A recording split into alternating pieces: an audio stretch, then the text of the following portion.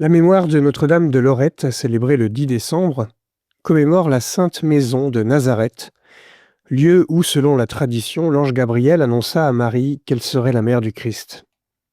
Transportée miraculeusement de Palestine à Lorette en Italie en 1294, cette modeste demeure, composée de 3 murs de pierre, devint un sanctuaire marial majeur et un symbole de la présence de Dieu au cœur des foyers chrétiens.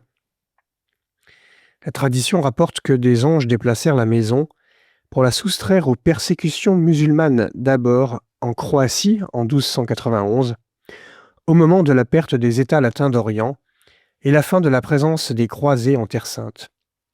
Puis en Italie, où elle fut installée dans une forêt près de Recanati, avant d'être transportée à Lorette.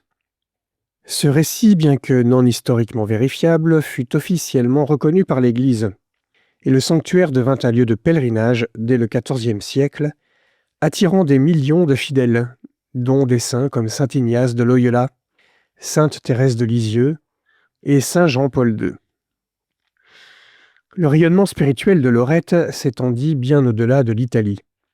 La Sainte Maison, enchâssée dans une basilique majestueuse, devint un symbole de l'incarnation et de la famille chrétienne, inspirant des milliers de répliques, comme les Lorettes en France et en Europe. Le pape Sixte V éleva le sanctuaire au rang de basilique patriarcale.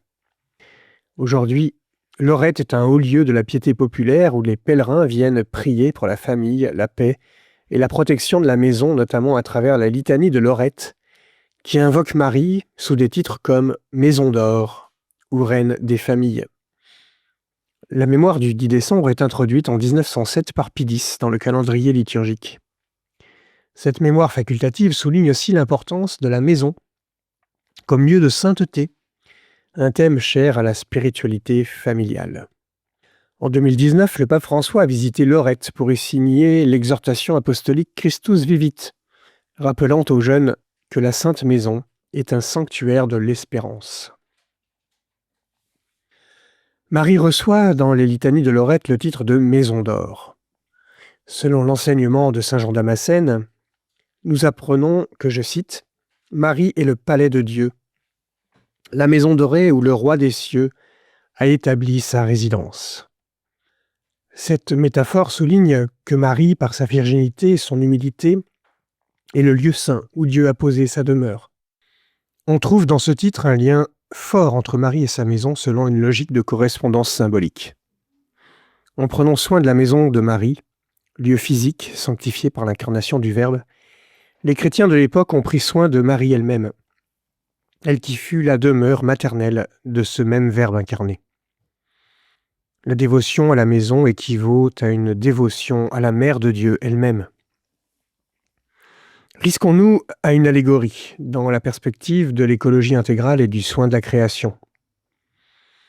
Je suis frappé par le fait qu'aujourd'hui nous soyons fortement invités à prendre soin d'une autre maison menacée de destruction, la maison commune. Il s'agit dans l'Audate aussi de la planète Terre, mais aussi de la création tout entière. Dans ce cas, la planète, en tant que maison ou oikos en grec, racine qui a donné le mot écologie, rassemble les conditions d'existence de la famille humaine. De la même manière que prendre soin de la création de Lorette, c'est prendre soin de Marie, prendre soin de la maison commune, c'est prendre soin de la famille humaine. Le fait est que la création est également comparable à une maison pour Dieu, et en particulier pour son Verbe, sa parole. Dieu habite sa création au plus intime de son existence physique, parce qu'elle est créée et dynamisée par sa parole créatrice. C'est une tradition théologique que les pères de l'Église ont appelée le Christ cosmique. De la même manière que Marie est la demeure du Verbe incarné, la création est la demeure du Verbe créateur.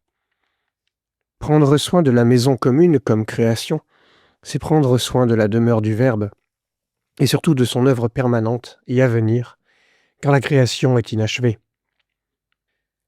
En effet, la maison commune est en cours d'achèvement, comme la maison de Lorette qui n'est composée que de 3 murs, en attente d'un 4e. Si Marie est la mère du Créateur, elle est reine et mère de la création. La création est aussi sa maison, qui aujourd'hui, comme à la fin des croisades, est menacée par un péril mortel. À l'époque, la reconquête musulmane pour la maison de Lorette. Aujourd'hui, la crise écologique pour la maison commune. Alors prendre soin de la création, maison commune, relève aussi d'une piété toute mariale dans le sillage de la dévotion à Notre-Dame de Lorette, qui vénère la maison de Marie.